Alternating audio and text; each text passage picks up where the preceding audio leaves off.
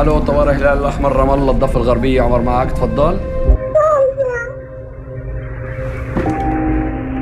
في 29 يناير 2024 متطوعين من الهلال الأحمر في غزة بيجي لهم مكالمة طوارئ من طفلة عندها 6 سنين اسمها هند رجب، متحاصرة جوه عربية بتتعرض لإطلاق نار من قوات الاحتلال. الطفلة معهاش أكل ولا مية وغرقانة في دم عمها وعمتها وولادهم. ساعة ونص من الدراما الواقعية اللي خارجة من رحم حرب ومعاناة حقيقية. مخرجة وكاتبة الفيلم التونسية كوثر بن هنية كانت في الأول عايزة تعمل فيلم وثائقي عن الواقع، لكن تراجعت وقررت تعمل دراما أقرب للديكو دراما، يعني مزج بين الدرامي والتسجيلي. مفيش عنف صريح على الشاشة، لكن كل حاجة اتنقلت لنا من الضجيج والصمت ومن الاتصال المتقطع. الفيلم عنده عناصر جذب حقيقية زي معالجة فنية ممتازة وموضوع إنساني قوي وحضور إعلامي واسع وتعاطف نقدي واضح جوه المهرجانات. 3 ساعات اللي نحكي نفس هذا حكي، يلا خلصنا.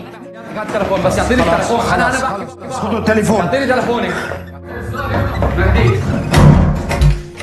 البطل اللي بيقود سرد الأحداث هنا هو العجز، لأن الفيلم بيحملنا كلنا عبء أخلاقي تقيل لما بيخلي فكرة الصبر والانتظار في حد ذاتها قتل. ووسيلتنا في سرد الأحداث هو خط تليفون بيربط بين حياة على وشك الانطفاء وأشخاص على حافة الانهيار من العجز. الفيلم بيتعمد إنه ما يعرضش صورة مباشرة للشرير الرئيسي اللي هو العدو الصهيوني في القصة، اكتفى إنه يسيبه في الهامش الصوتي فقط، وبيفضح شكل تاني من أشكال الشر وهو البيروقراطية اللي لعبت بهند والمسعفين زي قطة شرسة بتلعب فار، تديهم خيط وهمي من الأمل، وأصلا اللعبة من الأول منتهية بس الهدف هو التسلية بألم الآخرين. حتى عربية الإسعاف اللي حاولت تنقذ هند اتدمرت بقذيفة دبابة واستشهد فيها المسعفين يوسف زينو وأحمد المدهون. وهنا الموضوع ما بقاش مأساة طفلة وبس، ده بقى شهادة إدانة كاملة. والموضوع أضر بسمعة الهلال الأحمر بسبب الإشارة إن كان في تنسيق مسبق قبل ما الإسعاف يوصل، والتنسيق ده ما أنقذش حد. وشارك في عرض الفيلم ودعمه أسماء تقيلة زي براد بيت وخواكين فينيكس كمنتجين منفذين، وده ادى للفيلم حضور اعلامي ضخم واداله جزء كبير من الترويج. الفيلم انتاج تونسي فرنسي مشترك واتعرض في اكتر من 15 مهرجان دولي منهم الدوحة والبحر الاحمر، واتعرض لاول مرة في مهرجان البندقية السينمائي الدولي 2025 اللي حصل فيه على جائزة الاسد الفضي كافضل فيلم وجائزة لجنة التحكيم الكبرى في مهرجان فينيسيا، وترشح للجولدن جلوب في فئة افضل فيلم اجنبي ولعدة جوائز في البافتا، وفاز في مهرجان كرتاج على جوائز مهمة منها افضل ممثلة وجائزة لجنة التحكيم، واختير ضمن القائمة النهائية للأوسكار كأفضل فيلم أجنبي، وتعرض في مهرجانات عالمية كبيرة وكان فيلم الختام في مهرجان القاهرة السينمائي الدولي، ولقى اهتمام عالمي وإعلامي واسع. والترشيح ده للأوسكار حط مأساة الطفلة الغزاوية في قلب الحدث العالمي. كمان مجرد الترشيح ده يعتبر اختراق نادر جوه منظومة دايما متهمة بالتحيز أو على الأقل بالحذر الشديد تجاه الأعمال اللي بتتكلم عن فلسطين المحتلة بعكس الرواية الغربية. ترشيح الفيلم في التوقيت ده بالذات ليه دلالة سياسية كونه اعتراف ضمني بأن المأساة ما بقاش ينفع نتجاهلها، وبأن الفن يقدر ولو جزئيا انه يفتح ثغرة في جدار الصمت الدولي، وكمان بيعكس تحول نسبي جوه مؤسسات السينما العالمية اللي بقت حساسة جدا لضغوط الرأي العام.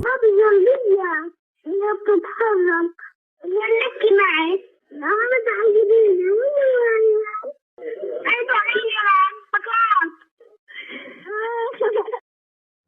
الفيلم بيعيد سؤال قديم للسطح من جديد، وهو ايه اللي يقدر الفن يعمله عندما يعجز الخطاب السياسي وتفشل اللغة التقليدية في توصيف المأساة، وده اللي بيخلي منه عمل مهم بيبرز القيمة الحقيقية للفن، كونه لغة تستطيع التواصل مع العالم كله بدون حواجز وبأفضل طريقة ممكن نشرحها ونفهمها ونستوعبها. أعمال زي دي بتساهم بحجر في طريق الثورة، وعما قريب الشعوب هتتحرر من المستعمر وهتنهار الأنظمة الإبادية وتسقط.